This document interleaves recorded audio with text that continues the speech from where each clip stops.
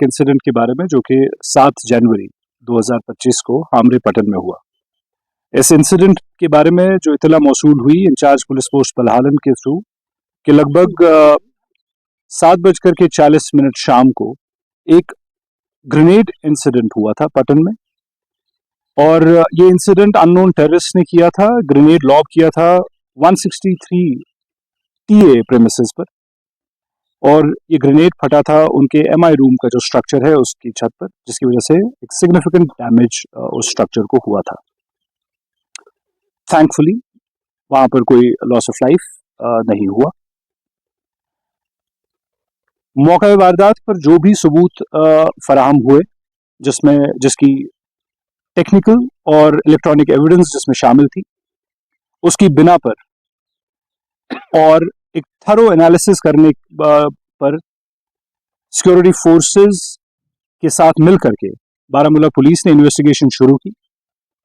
Investigation FIR number 1 2025 जो कि 109 BNS और 16 व 23 section of unlawful activities act के तहत जो रजिस्टर्ड केस था, उसकी शुरुआत में इस एनालिसिस की बेसिस पर और मल्टीपल टीम्स जो हमने इस इन्वेस्टिगेशन में लगाई थी, उनकी काविशों की वजह से कामयाबी हासिल हुई और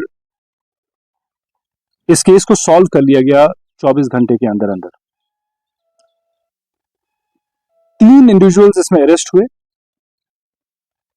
और उनकी इंस्टेंस पर एक हैंड ग्रेनेड, एक AK सीरीज राइफल, एक पिस्टल, 256 AK राइफल के राउंड्स, 21 पिस्टल के राउंड्स बरामद हुए।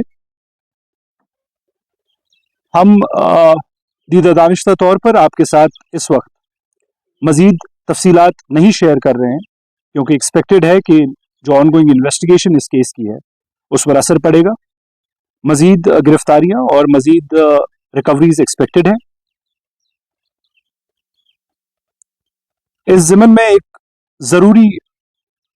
कुछ चीजें जो जरूरी बतानी समझते हैं हम, उसमें यह है कि एक शख्स, इनमें से जो अरेस्टेड इंडिविजुअल्स हैं उनमें से एक शख्स एक सरेंडर्ड रिलीज टेररिस्ट है। जो दूसरा शख्स है वो एक और सरेंडर्ड रिलीज टेररिस्ट का बेटा है, और जो थर्ड इंडिविजुअल है जो कि इसका मास्टरमाइंड लगता है, वो पिछले 2 साल से एक नार्को टेरर केस में अपनी अरेस्ट से भागने की कोशिश में था और अपना इलाका छोड़ करके कहीं और रह रहा था। ये वाक़ा जो रिलीज टेररिस्ट और ऐसे लोगों की इन्वॉल्वमेंट हमें बताता है